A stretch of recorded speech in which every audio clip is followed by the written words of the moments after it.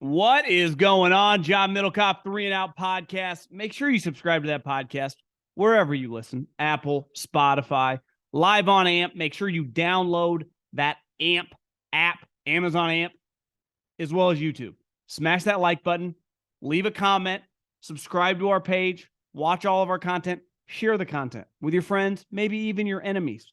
A lot going on football-wise. We will dive into it all on this Masters weekend. But first, you want to get out of the house? Do you want to just do something? You tired, especially you work from home people? You want to take a friend? You want to take your wife to a concert, comedy show, to a ball game, baseball, full swing? You're only there for 2.5 hours. Get a couple brewskis, go home. I got you covered. Download the official ticketing app of this podcast, Gametime, right now. Fastest growing ticket app in America, no big deal. Use the promo code JOHN. That's JOHN. That's my name. Get $20 off. In these inflationary times, throwing you a bone, saving you a little cash. I've been watching a lot of baseball. I plan on getting to the yard this summer, having a brewski, enjoying some Rays. If you live somewhere where there's a Major League Baseball team, do it and use my promo code. You want to go to a concert this summer? Want to save a little money? Promo code John. Love my friends at Gametime. They love you. Keep hammering that promo code. Appreciate everyone who has. I wanted to start with some NFL quarterback talk. I don't know if you had a chance to see the video that went viral of the NFL. We've talked about this, the last couple weeks, mandates in the offseason, coaches and GMs talk. And it's smart. Like, the reason the NFL is king, because they have all the drama like the NBA, but we actually watch the games. So, they have this offseason of movement, of trades, of people pissed off. But then when the season starts, we consume the games, the regular season, does historic numbers, playoffs, Super Bowl. And before the draft, every team, their general manager and coach, technically your GM just has to talk, but a lot of teams go up with the GM and the coach, show a united front, are mandated to talk. It's a positive, right? It gets headlines. It keeps the NFL, when nothing is going on, right? The draft is still a month away, in the headlines. Now, most people do this press conference because, I don't know, everyone just talked to the owners' meetings closer to the draft. But for whatever reason, the Ravens, Eric DeCosta, and John Harbaugh held their press conference early in April. A little head scratcher. Maybe it's the Lamar deal, but there was a video that went viral of their PR guy basically screaming at reporters to shut up, right? You can't ask that question about Lamar. We are not addressing that. Like, anyone cares who you're going to draft in the 4th round.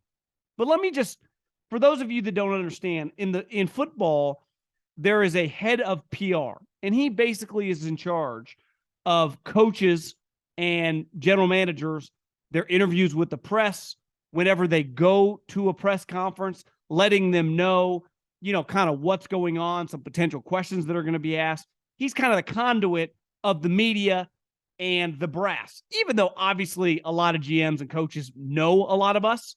I don't consider myself media, but you know what I mean? People that talk about football, write about football, on TV about football, but they play a key role. So forever, like with the 49ers, I went to practice. I got a player on our radio show, then our podcast. I would go through Bob Lang. You wanted to talk to, the head coach, a coordinator, a position player, you would talk to Bob. He would take care of you to get, a credential if you wanted to come to practice. For all the media that travels, he takes care of them on the road. That's his role. He's now actually with the Eagles, and Bob Lang's the best. But that's their role. It's hard. But ultimately, that guy, and I saw a lot of people on the interweb talking shit about the PR guy who was screaming at the media to stop asking about Lamar. He works for, John Harbaugh makes, I'm going to guess, $10 to $12 million. And Eric DeCosta makes, I'm going to guess, $2 to $3 million. The PR guy does not. He probably, if he's doing well, 250K. So his job, he answers for those guys, right? If they want something, they're telling him what to do in that situation, specifically with Lamar. Because overall, was a pretty embarrassing moment for the Ravens. And honestly, like, the Ravens are great when they can dictate the terms and leak stuff through the media, Eric DeCosta specifically. Yet he's fumbled now multiple times. Remember, it was at the combine when he talked about the wide receivers not doing a great job when he literally just drafted a wide receiver in the first round. And that guy started tweeting like he kind of fumbles on his words sometimes. And in that moment, when you're having a press conference, and I understand that it is a draft press conference, but there are 3 teams right now in the league. If they are going to have a press conference, whether it's about the stadium, whether it's about the draft, whether it's about fucking the cleats, the only question and the elephant in the room that matters is the quarterback situation. That is the Packers, that is the Jets, and that is the Ravens. So when your coach and your GM get in front of a microphone with the assembled quote-unquote press, I hate that word. I think it's a little archaic and outdated because, is like a blogger a presser? Is a member of the press? Is us podcasters? Are we a member of the press? It's more eclectic group. But my point being is no one inside that room gave a flying you-know-what about your needs on the 3rd day of the draft. There is one main, situation in that franchise that trumps everything by a country mile. And that is this current Lamar situation. He is literally tweeting, calling you guys liars. So this notion that no one in that room could ask about Lamar, to me, is either, I just think it's beyond stupid. It doesn't make any sense. And it ended up being a pretty just kind of a joke moment for a franchise that, historically is pretty buttoned up. Like, these guys know what they're doing. But this situation, and it feels both sides. I've been critical of the way Lamar's handled stuff, but I'll be critical of the way the Ravens. It doesn't feel like, are we sure Eric DeCosta is good at his job? That would be the number one thing I would ask. Because this situation just is not going well for anyone involved. It is very, very clunky. And that was a moment a couple days ago in the Ravens facility that I think they'd like to have back. Because it's easy. Like, I understand what can really be said. Just make a blanket statement at the beginning. But to just attack people for asking about it, I'm sorry, guys. We don't care about your need in the 3rd round. Like, are you going wide receiver or linebacker? Like, what are you going to do with your star quarterback? You going to trade him? You going to sign him? What is the update? Because right now, that is the only thing that matters with the Ravens. And then another situation that feels, let's face it, it's the most noisy, I would say, 6 months that I ever remember with the New England Patriots. Now, part of it is when Brady was around, they were constantly winning, and even drama didn't stick to them long because then they would just win and then they would just get to the Super Bowl. So winning trumps everything. And I think now that the Pats are not some dominant organization and a team that's been to the playoffs once in 3 years, stuff when it gets noisy kind of sticks to them. And there was a Florida report that they're shopping Mac Jones. And listen, I was on record from the moment the draft happened. I was not a Mac Jones fan. Under no circumstances would I have taken him in the 1st round. I thought it would have been a fireable offense if Kyle Shanahan would have taken him number 3 overall. And listen, I don't even think Trey Lance is that great anymore either. But I understand, like, a high ceiling guy. You can't take a lower ceiling guy when a high floor is not guaranteed in the draft. And now the Pats have the situation with Mac Jones where I think it's a double-edged sword here because the Patriots are to blame and Mac's to blame. Belichick hired Matt Patricia to be his offensive coordinator. That was, one of the low moments in the franchise in a 2.5 decade span. Honestly, probably the biggest head scratcher of that time. Might not be a close second, right? But Mac Jones, 1, didn't play very well, and 2, acted like a baby. And I think a lot of times during the draft, a huge part of this process is about doing your due diligence with guys to find out maturity, focus. And we use this word a lot in the scouting terms. Honestly, I think it parallels a lot of industries. Like, can you be a pro? And being a pro, I think, means, and we say it a lot in sports, but I think it would carry over whether you're in finance, whether you had car dealerships, whatever. Things are going to go bad. And when things go bad, do you throw a fit? Do you act like a little baby? Or do you just kind of handle it? You're allowed to get mad. You're allowed to get frustrated. We're all human beings. No one's going to hold that against you. But every time we looked up, Mac Jones was freaking out. like he was Aaron Rodgers, Drew Brees, or Peyton Manning. It's like, bro, you're in your second year. You haven't proven anything. You were lucky to be the 15th overall pick. Let's just try to handle adversity a little bit better. So I understand Belichick being a little down on the guy, because part of Mac Jones, if you were going to like Mac Jones and be in the business of drafting him and making him your starting quarterback, he was going to have to hang his hat on several things. He was going to have to be like the best game manager in the league. His accuracy was going to have to be elite. And a huge reason for drafting him was like the character, right?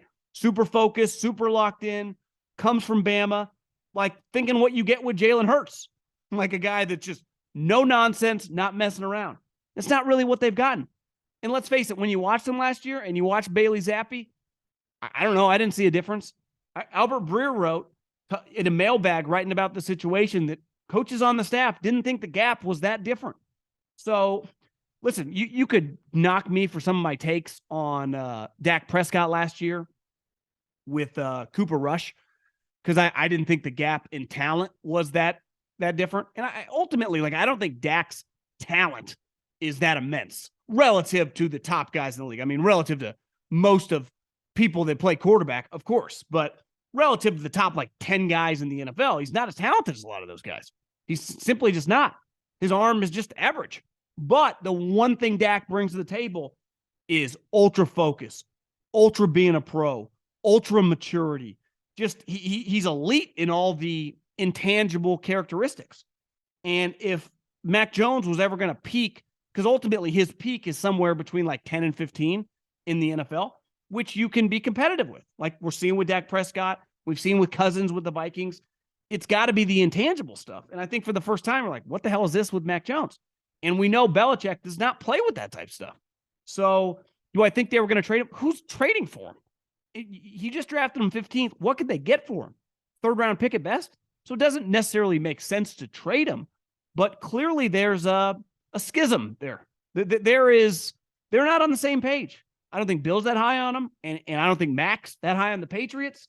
So kind of feels like a little bit of a make or break year. And again, I don't believe that Belichick could win 7 or 8 games. He quote unquote like deserves to get fired.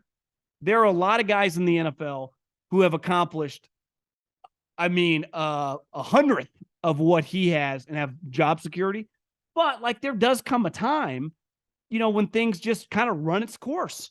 And it does feel like in this year that's kind of rocky, you look at the AFC, if he gets 10 or 11 wins, like, of course, he's not going anywhere. But if this season goes a little bit like last year, which is somewhat hard to see given that they have a credible offensive coordinator now, I don't know. I think the Pats are a fascinating watch come this fall.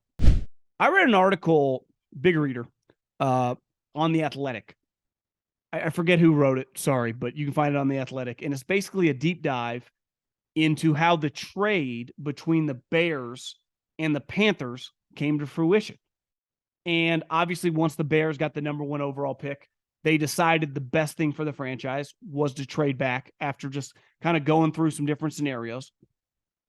And one thing Ryan Poles did is he reached out to the Blackhawks general manager. Not a big hockey guy, but if it's the same guy that was the GM for some of those titles, obviously, done a pretty good job. And one thing he was going to be adamant in doing with the trade was they wanted a player as well as draft picks. And then the first team to ultimately reach out to the Bears was the Carolina Panthers. So they immediately start talking, and basically Poles told them that we're going to need picks, clearly, for you to go from 1 to 9, but also we're going to need one of 3 players. We're going to need either Burns, the pass rusher, Brown, the interior defensive tackle, or DJ Moore. And on the Carolina Panthers side, and I give them credit for this because I think DJ Moore's a stud, but they came to the conclusion, and they, based on this article and based on everything I've read and heard, like they really are high on DJ Moore. How could they not be? Big time player. They decided to keep, like, the only guy they were going to make available of that group was going to be the wide receiver, because one, it's very, very difficult to find sweet pass rushers, and it's very, very difficult to find high-end inside defensive linemen. So while DJ Moore sure looks like a high-end, top 10-ish receiver in the league, they are more replaceable than the defensive linemen. So they made the trade. And I think a lot of times when these trades happen, we just go, and I know this, I've seen it with Trey Lance. You could have had this pick, this player, and this player. And it's like, in theory, if things were just binary, black and white, that would be true. But there is an extra variable to a trade like this that we never talk about. And I've seen it on the flip side with the Niners, because ultimately that pick, they could have had Micah Parsons. They could have had traded for Bradley Chubb. It ultimately led to Tyreek Hill. Like, in a weird way, it led to all these other players, some of them being veteran players, obviously some of them being draft picks. But one thing making that trade allows you to do, and whoever the Carolina Panthers pick, and it felt like C.J. Stroud, now it kind of feels like Bryce Young, and I wonder if there's still a curveball in there with Anthony Richardson. But, let's say they take Bryce Young, and you go, well, you just traded multiple first-round picks and DJ Moore for Bryce Young. Well, that amount, having a quarterback now under a 5-year contract, right, 4 years guaranteed and then the 5th-year option, gives you a lot of wiggle room with cap space. And the 49ers, who have no veteran quarterbacks right now, just Trey Lance, Brock Purdy, even last year Jimmy Garoppolo came back for $6 million, because they haven't been allocating any money, and despite missing all their picks, they were able to sign Charvarius Ward, who was easily their best corner and was one of the better corners in the NFL last year, and in this offseason, sign Hargrave. So the Bears, who were able to trade for DJ Moore easily, and they have a ton of cap space. Why? Because they have a rookie quarterback. And they're another team that traded an extra first-round pick to get up and get Justin Fields. Now the Panthers, over these next several years, while they are not going to have draft picks, especially high-end draft picks, they are going to have extra cap space because they're no longer, not that they necessarily were, but even last year, they were paying 2 fifth-year options with Baker Mayfield and Sam Darnold. I guess Cleveland ate some of the 5th-year option, but they're going to have a very, very cheap quarterback who's going to start making, like, when the season starts next year, $8 million. And by the end of the deal, it'll be like $11 million. But relative to some of these cap hits, well over 40, that's a $30, $35 million difference. So they're going to be able to allocate it in signing players that a lot of other teams, especially competitive teams, aren't going to have the room to sign. And think about it on the flip side, when a guy like Russell Wilson or Deshaun Watson gets traded, or the team that trades for them, they trade a bunch of picks, but then they also double down because they give these enormous contracts.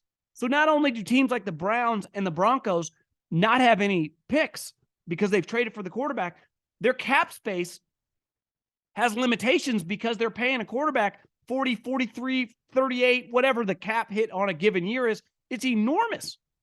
So you better get that right. That's why there's so much pressure on Russell Wilson and Deshaun Watson to play at a Pro Bowl level.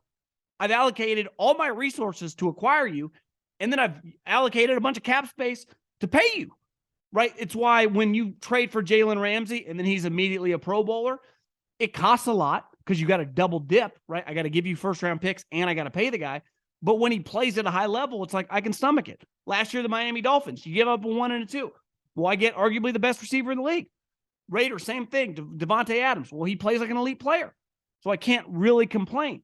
It's not an ideal way to do business, but if I'm going to do that, give the picks for a veteran player and then pay the veteran player, he better be elite. In most of the trades in recent memory, right? Tyreek, Devontae, even Stafford 2 years ago, they trade for him, wins it. But then they pay him and now he's injured. So it's a problem.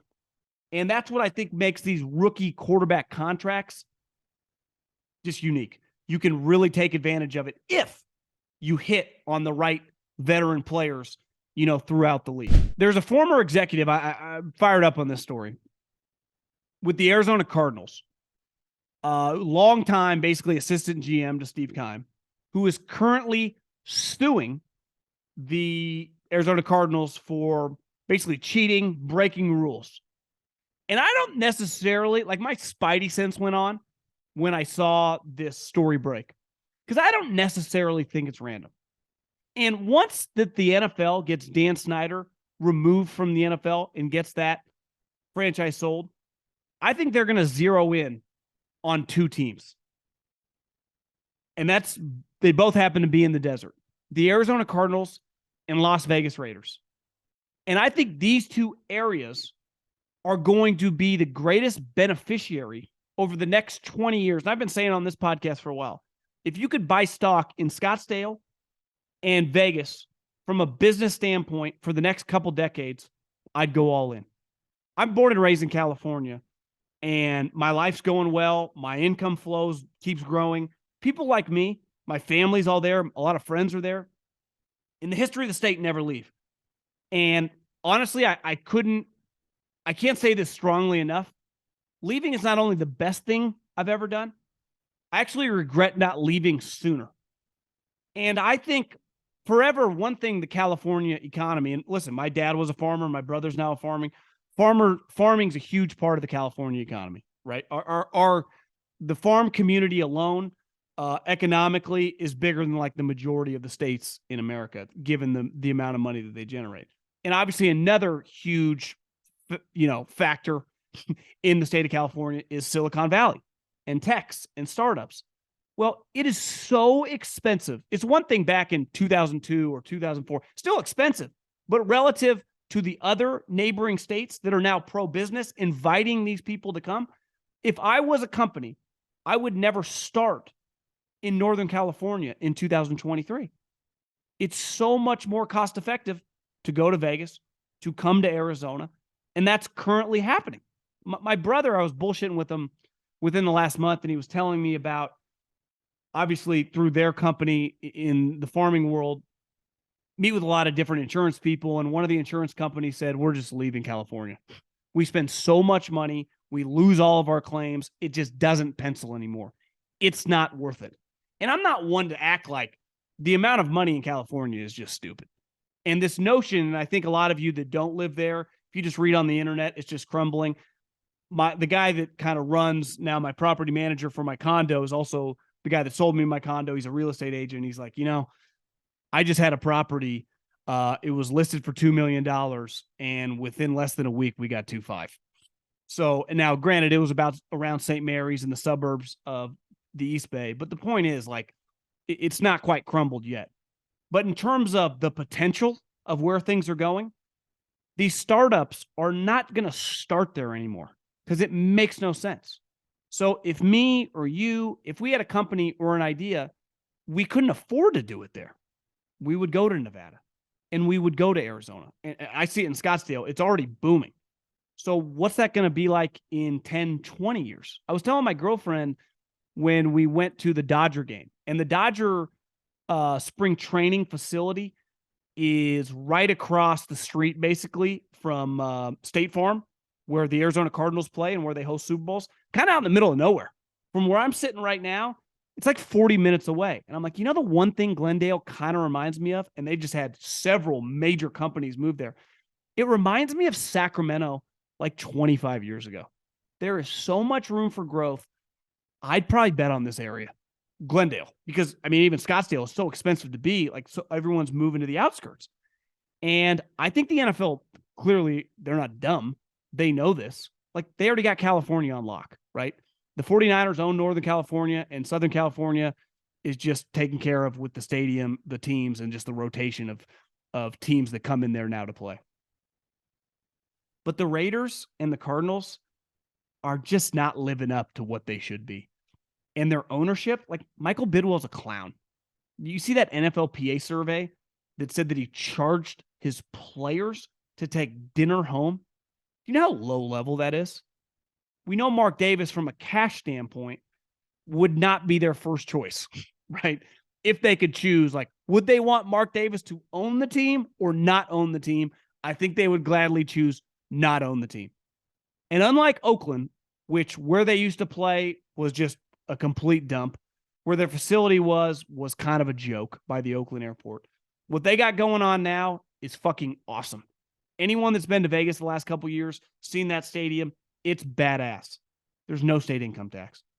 The Phoenix Suns just sold for $4 billion. What would the Arizona Cardinals sell for? 7? 8? What would the Vegas Raiders sell for with that stadium, with the facility, which even Belichick's been like, it's the greatest thing I've ever seen? 7, 8? So the league, and listen, this is not easy. You can't just kick someone out for not doing anything wrong. But I think the league's kind of circling Mike Bidwell. And it felt like they've been circling a little bit Mark Davis for a while. So it's just something to keep an eye on. There's a theory of mine. There's just too much. These two areas, Vegas and Scottsdale, and just the general, area in Arizona, is just a rocket ship of cash. What it was to Northern California and Los Angeles over the last 20 years. So the league knows this, and they have two of the owners that would probably be their first picks to boot out. So just keep an eye whenever these stories come out. They're coming out for a reason.